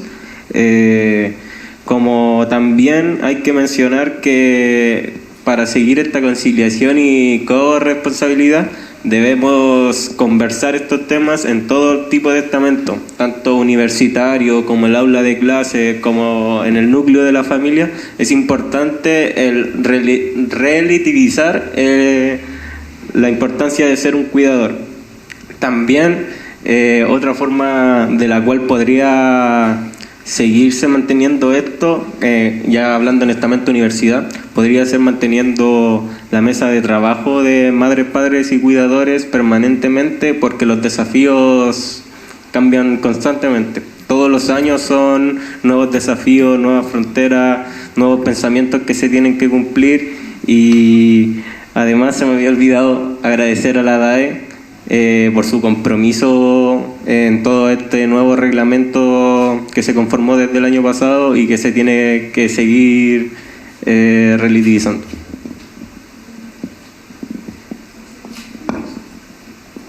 ¿Funciona así? ¿Me escuchan? Sí, ya. Yo quiero agradecer primero por haberme invitado a esta instancia. Yo llevo 20 años aquí en la universidad y me he dado cuenta que sí que ha cambiado bastante. Se ha normalizado un poquito más, o sea, el sentido de que las trabajadoras tengan un poco más de flexibilidad en algunos aspectos con los hijos. Durante la pandemia yo estuve con un hijo de 1 año, 2 meses y tenía clase, tenía que trabajar, entonces era complicado, pero la universidad siempre fue flexible con los horarios, con el respeto de no comunicarse a lo mejor después de la hora, respetaban el horario a pesar de que estábamos en teletrabajo, y se agradece mucho el apoyo que ha dado la universidad en ese aspecto. Sobre todo, creo que la parte de la corresponsabilidad tiene que ver mucho con la universidad y las personas que trabajamos en ella, llegar a poder, lograr nuestro trabajo, tanto, bueno, el trabajo en la oficina, en la casa, en la parte personal, y creo que la universidad tiene bastante instancia que ha ayudado a que las personas se puedan desarrollar en eso. Bien. Gracias. Sí, yo creo que incluso plantear algo que se desde mi rol, yo creo que es interesante cómo también una institución como esta se vincula con la política pública general, ¿no? Por ejemplo, hay instrumental importante para validar quienes cuidan. Una definición, siempre un problema es quiénes son cuidadores, ¿no? A quienes efectivamente podemos generar excepcionalidad en asistencia y otro, y para eso hay instrumental, ¿no? La credencial del registro de cuidadoras permite validar, y es información administrativa que tiene el Estado que no es fácil de falsear, ¿no? Uh-huh. Entonces ahí hay un instrumental importante.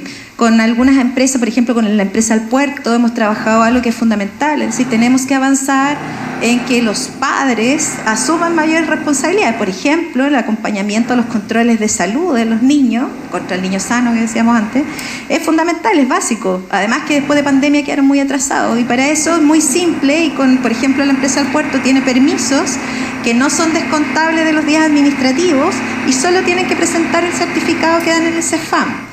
Entonces, tenemos mecanismos, hay instrumentos por los cuales esa flexibilidad y sobre todo fomentar la responsabilidad de los cuidados en los hombres es una tarea que es indispensable. Por eso pensar en el postnatal indistintamente para hombres y mujeres es fundamental. Y yo coincido, un postnatal de 1 año solo para las mujeres vuelve a perpetuarnos, igual que solo el pago, que es lo que también en algunos sectores nos decían que en vez de pensar en todo esto el Sistema Nacional de Apoyo y Cuidado, ¿no? ¿Por qué nos complicábamos tanto con tanta política pública? ¿Por qué no les pagábamos nomás a las cuidadoras, ¿no? Y nosotros sabemos que si avanzamos, que por supuesto que es una necesidad porque cuidar implica empobrecerse, pero sabíamos que si nosotros avanzamos con el estipendio por sobre otras medidas, lo que seguimos haciendo es seguir feminizando los cuidados y no transformamos en nada, no tocamos ni un poquito la corresponsabilidad. Y el tema central es avanzar en corresponsabilidad. Sin esa transformación, todo el resto de la política pública va a ser compensar, subsidiar, pero vamos a seguir con trayectorias de personas cuidadoras altamente afectadas por las tareas de cuidado.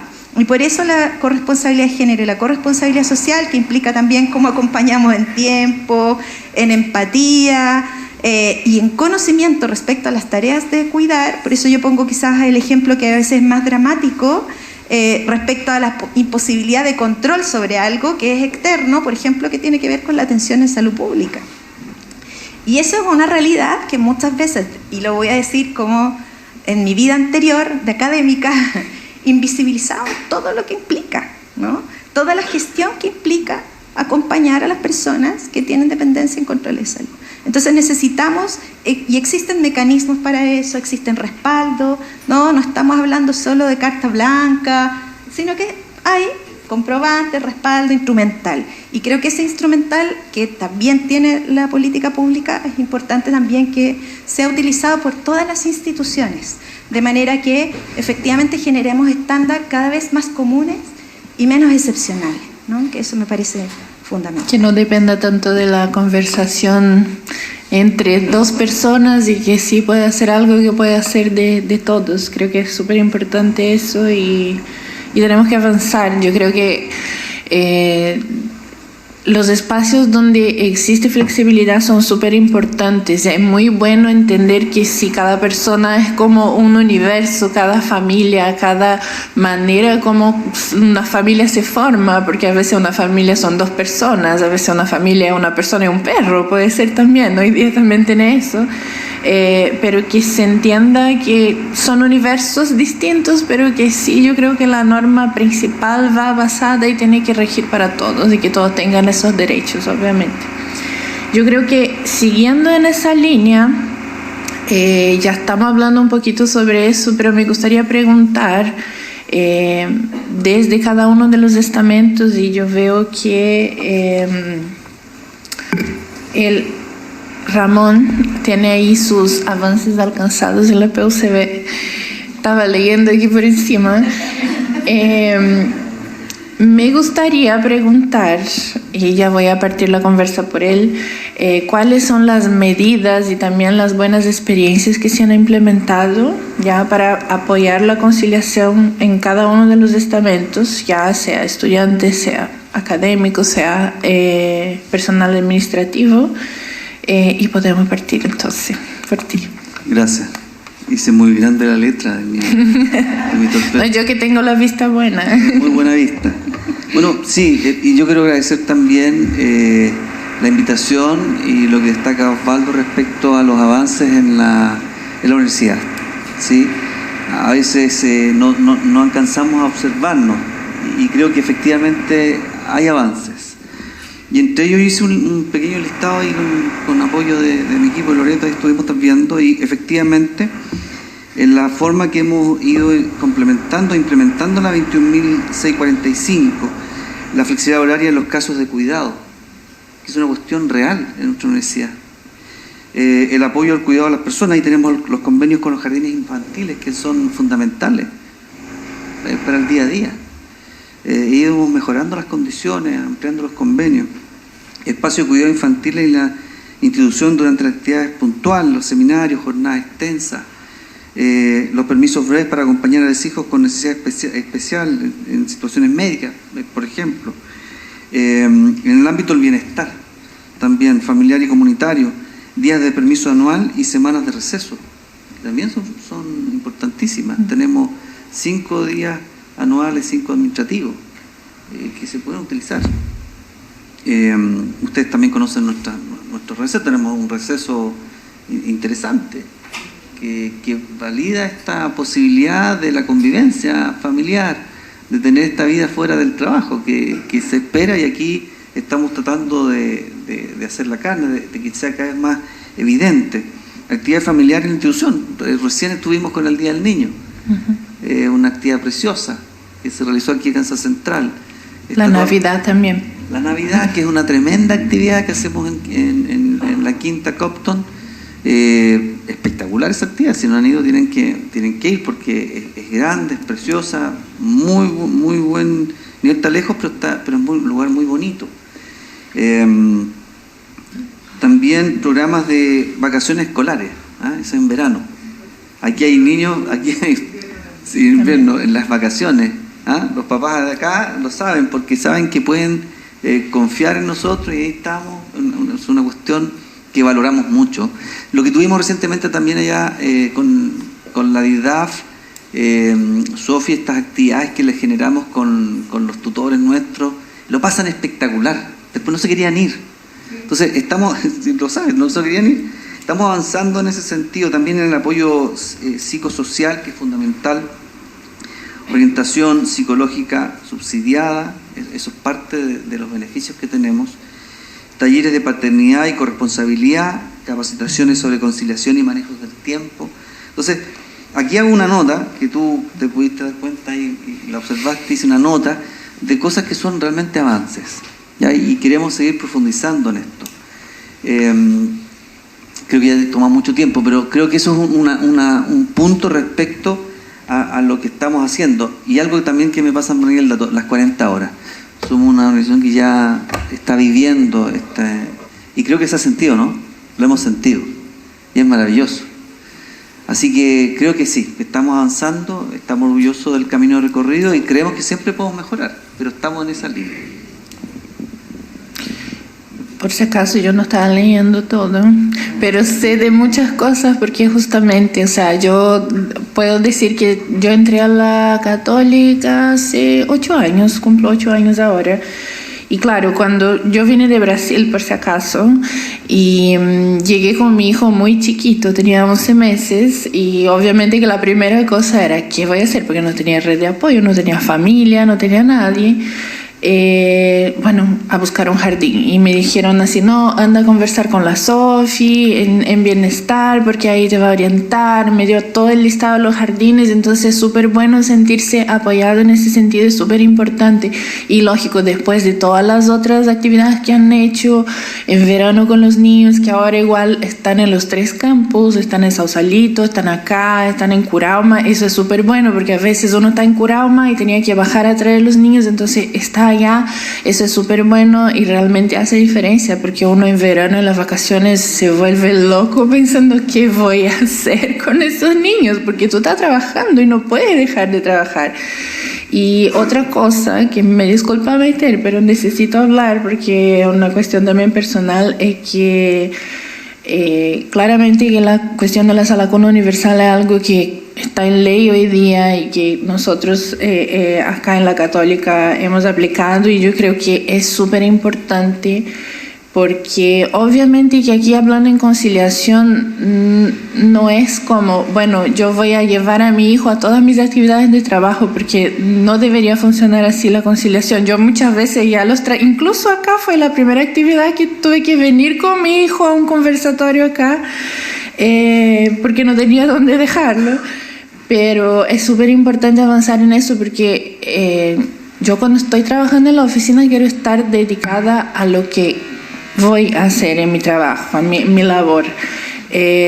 Obviamente que uno siempre está pensando en la colación, ¿será que mandé eso? ¿Será que tiene ropa? No sé qué, pero cuando estoy en mi trabajo a mí me gusta estar dedicada a eso y es súper importante para un cuidador, una mamá, un papá en ese caso, pero que tenga un espacio seguro donde sepas que las personas que tú más quieres en el mundo va a estar bien cuidado mientras tú te puedes seguir desarrollando profesionalmente, y eso es algo que tiene que ir a par con toda esa conversa de conciliación y corresponsabilidad. Bueno, aparte de todo lo demás que ya conversamos.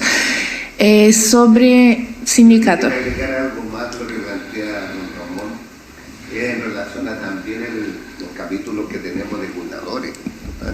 Y en el contrato colectivo también tenemos un permiso especial para cuidadores, y una muy buena noticia que los últimos beneficiados han sido hombres, que es un avance importante en una organización inminentemente desde su inicio patriarcal, machista y de puro hombre. Entonces son aspectos bien relevantes en términos de los cambios culturales. Definitivamente nosotros creemos que el gran desafío hoy día también que tenemos es cómo enlazamos estos procesos de beneficios con los cambios generacionales y los cambios culturales, porque efectivamente creo que esas son las tareas que hemos tenido bastante avance, y creo que esta transición generacional nos ha permitido, creo, tener un avance más importante, porque viene una generación con un concepto nuevo a la generación antigua, y eso nos ha permitido un avance bien sustancial en todos los últimos beneficios que hemos logrado. Han sido iniciativas de trabajadores por la construcción de nuestro contrato colectivo, es llamar a nuestros asociados y preguntarles las nuevas demandas, y ahí nos damos cuenta de la gran demanda.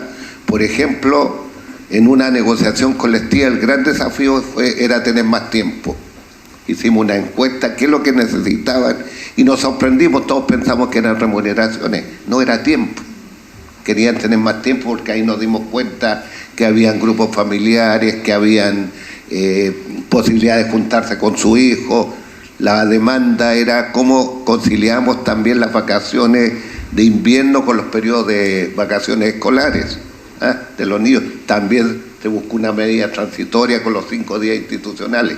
Entonces, en definitiva, yo creo que los cambios que hemos establecido en la PUCB, en nuestra universidad, han sido de avance bien importante, que tiene también un costo en términos de cambios de cultura, que creo que es en definitiva el gran desafío que tenemos también para las tareas que nos vienen.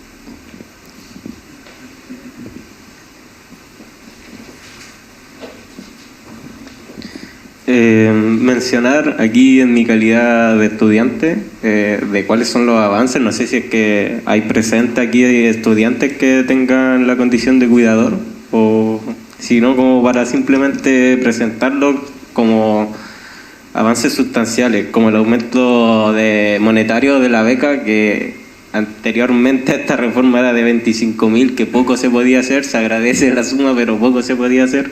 Además de la ayuda monetaria por hijo, que eso ya alivia un poco a la gente que tiene más de una responsabilidad de carga por hijo, o el acompañamiento del embarazo, como también algo muy importante que era la restricción de edad, porque anteriormente solamente se le otorgaba la beca a padres o madres quienes sus hijos tenían máximo 5 años.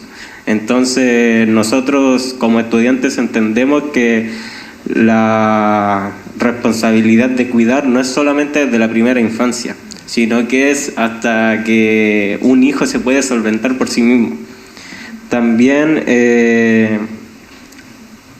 importante mencionar que al hacer todas estas competencias se reducen muchas barreras que estudiantes no podían anteriormente cruzar, y la universidad como un pilar fundamental para consolidarse como un espacio inclusivo. Muy bien. Primero, agradecer a Matías las actualizaciones que ya dijo harto sobre los avances, que justamente hemos conciliado, hemos llegado a acuerdo con esta mesa de padres, madres y cuidadores y con la Federación de Estudiantes, a partir de ese diálogo de el poder identificar cuáles son las necesidades de lo que también mencionaba Osvaldo respecto del cambio generacional, del cambio cultural. Siempre cuando hablamos de este tema, ya como quedamos menos, lo voy a decir que no salga de acá. Que siempre en nuestras conversaciones yo tengo la expectativa, la confianza y la idea de un trabajo bien hecho respecto de lo que hace la formación en nuestra universidad. Yo vengo de la Escuela de Ingeniería Civil e Industrial, una muy buena escuela. Mi realidad, la verdad, institucional, es que los avances han sido significativos. Cuando yo escucho lo que nos dice la secretaria respecto de lo que ocurre, lo que menciona también Ramón respecto de lo que ocurre en otras empresas, en otras realidades, afortunadamente nuestra realidad es otra. Yo creo que nuestros padres y madres estudiantes, así como en la diversidad de trayectorias de nuestros estudiantes, la corresponsabilidad y la conciliación efectivamente se están viviendo de otra manera. El desafío actual para nuestra institución es poder responder a esa nueva forma, a esa nueva cultura, con, de nuevo, identificar cuáles son las brechas y cuáles son las oportunidades de poder abrir los espacios y abrir los acuerdos o establecer los acuerdos para que efectivamente se pueda conciliar esas trayectorias diversas en lo personal, en lo familiar y en lo académico. Bueno, ya había mencionado, pero lo formalizo, respecto de las facilidades académicas para padres, madres y cuidadores, que lo instauramos el año pasado justamente a través del registro social de hogares. Y otro de los avances que fue a través de la Dirección de Deporte y Actividad Física respecto de las facilidades para deportistas destacados, haciéndonos también cargo de esta diversidad de experiencias y de opciones de vida para los estudiantes. Así también de manera transversal a los intereses y más allá de la norma, ¿cierto?, que es lo que nos dice la conciliación, la semana sin clases ni evaluaciones para los estudiantes, que ocurre una vez al semestre, también a partir del diálogo y los acuerdos con el estamento de los estudiantes, y para lo que todo el calendario académico se ajusta para esa semana de autocuidado y de cuidado de la familia o las responsabilidades que cada uno pueda tener. Y también nos hemos enfocado en poder transversalizar justamente el concepto de autocuidado a través principalmente del programa Vive Salud, que va dirigido a nuestros estudiantes y que busca el desarrollo de habilidades y el poder conocer los espacios y los servicios universitarios para que esta corresponsabilidad, este autocuidado, el permitir el cuidado de la familia, de la salud mental, sea prioridad y los estudiantes tengan las herramientas para que así ocurra. Además de eso, hemos trabajado colaborativamente con la Dirección de Equidad de Género, colaboramos también en la contención de casos, en la orientación a los estudiantes que están en situación o en investigación, en algún proceso de investigación dentro de la CAPDA, y con ello justamente buscamos a través de una orientación profesional también abrir opciones a estudiantes que muchas veces por desconocimiento de lo que ocurre institucionalmente no llegan a aprovechar estos avances que hemos logrado.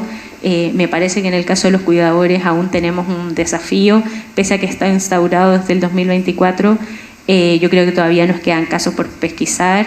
La convocatoria es abierta para todos, por supuesto, pero aún así no es una necesidad que esté bien identificada, yo creo, sociabilizada dentro del estamento de los estudiantes al menos.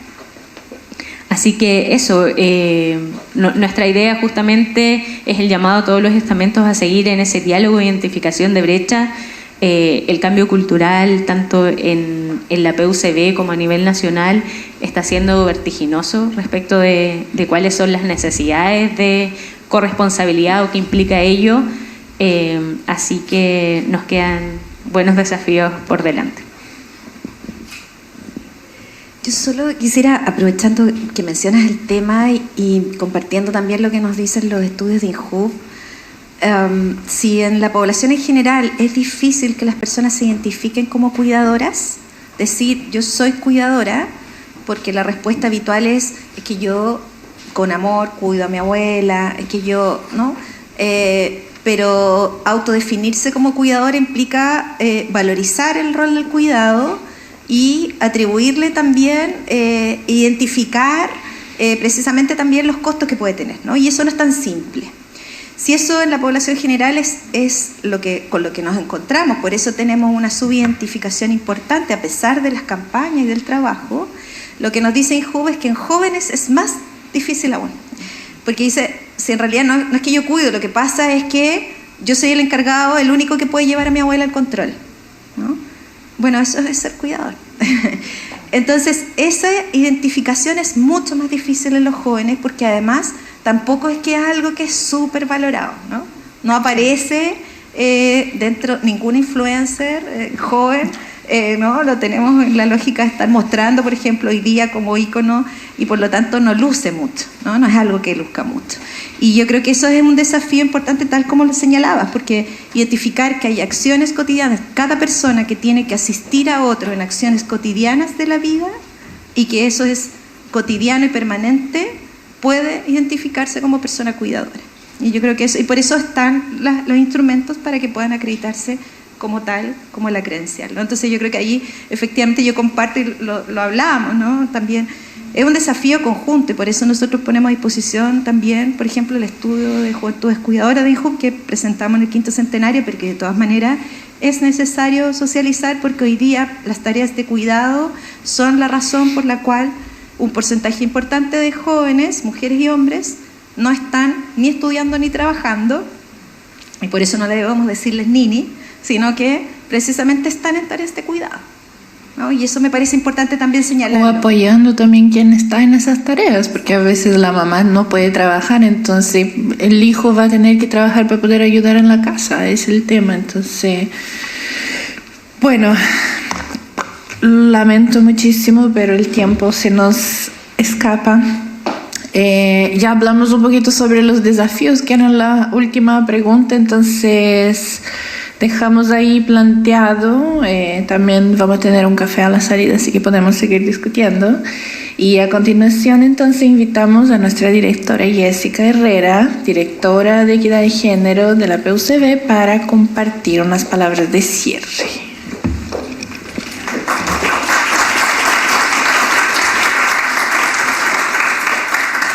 Muchas gracias a quienes han acompañado esta mañana con ideas, fuerzas, reflexiones, experiencias y especialmente a quienes se han quedado hasta el final, que siempre se va tornando un poquito intenso, ¿cierto? El estar escuchando, porque bueno, también nos va tensionando las millones de otras tareas que tenemos que resolver en una jornada laboral. Yo solamente quería leerles algunas cositas que también fui anotando, que seguramente hoy nos vamos con más preguntas, nos vamos con más ideas para seguir reflexionando. Lo que partimos conversando ya hace 2 años, y eso me llena de emoción, porque partimos el 2022 a finales, nos juntamos en enero del 2023, con esta comisión interestamental, los sindicatos partimos en enero del 2023 y vamos avanzando en poner en planes de acción los grandes nudos críticos que nos arrojó nuestro diagnóstico. Y uno de esos grandes nudos críticos es precisamente cómo hacemos posible la conciliación entre el trabajo, la vida laboral, entre ser estudiante y la vida académica, familiar. Y por lo tanto, ¿cierto? Entonces nos vamos con más preguntas que certezas, y eso yo yo diría que no es un retroceso. Yo soy bien sistémica también para pensar, y el sistémico decimos, ¿cierto?, que esto es bien recursivo, como que avanzamos un poquito y retrocedemos, pero cuando volvemos a avanzar tenemos un montón de reflexión, experiencia, cosas materiales que se van gestando, ¿no? Lo que nos cuenta acá Tomás, ¿cierto? Matías, perdón, siempre confundo ese nombre. Lo que nos cuenta Matías, ¿no? O sea, es que ya entre asuntos estudiantiles y el estudiantado se vayan generando mesas. ¿Cómo no va a ser eso un tremendo avance? O lo que está pasando en los sindicatos, o lo que nos cuenta también Ramón. Más bien, ¿cierto?, el retroceso es precisamente una señal de que estamos empezando a mirar con mayor profundidad y honestidad la complejidad del cuidado en nuestra universidad. Y eso me parece que es como una línea base que dejamos aquí puesta. Hemos visto que el cuidado no es solo en las presentaciones una práctica individual, no puede ser una práctica individual. Y cuando digo práctica, estoy recuperando algo que nos plantea una gran pensadora, ¿no? Joan Tronto, que dice que el cuidado, ¿cierto?, no puede ser solo un sentimiento o una disposición, tiene que ser una práctica, es decir, tiene que pensarse como algo que podemos construir, como algo que podemos pensar, como algo que le podemos poner recursos, ¿ya? Y eso creo que en el pensamiento de Tronto es muy orientador. Y individual bajo ningún punto de vista. Aquí ya lo puso mi querida amiga, colega Claudia, María Paz, ¿cierto? O sea, tenemos que pensar en este diamante que nos han planteado. Por lo tanto, no puede ser una práctica individual ni una responsabilidad asignada tradicionalmente a ciertos cuerpos o géneros. No somos solo las mujeres las que tenemos que asumir esta tremenda tarea. Tal como nos dice, ¿cierto?, Joan Tronto, es un entramado, el cuidado es un entramado complejo de prácticas, relaciones y decisiones políticas que atraviesan lo íntimo y lo colectivo, lo cotidiano y lo estructural. Hablar de conciliación y corresponsabilidad, por lo tanto, es hablar de justicia, de igualdad y de bienestar. Sin corresponsabilidad, como lo decía mi estimada colega aquí, Emma, al principio, sin corresponsabilidad la conciliación se transforma en una carga más. Sin conciliación, la corresponsabilidad que atrunca. No podemos avanzar. Necesitamos avanzar hacia modelos organizacionales y sociales donde cuidar y ser cuidado no sea un privilegio ni una renuncia, sino que por el contrario, un derecho profundamente compartido. Pensar el cuidado desde una perspectiva de género, que es el gran desafío que tenemos institucionalmente, nos invita a repensar nuestras formas de liderar, de convivir y de trabajar. Es, en definitiva, una forma de transformar la cultura organizacional para poner en el centro lo humano, lo vincular y lo sustentable. Espero que este encuentro no sea un cierre, bajo ningún punto de vista, es nuestro segundo coloquio y esperamos ir por un tercero, por un cuarto, por un quinto coloquio, sino que más bien una invitación a seguir tejiendo redes, a cuestionar nuestras prácticas, a comprometernos activamente en la construcción de entornos mucho más equitativos, considerando todos los avances, más diversos y cuidadosos.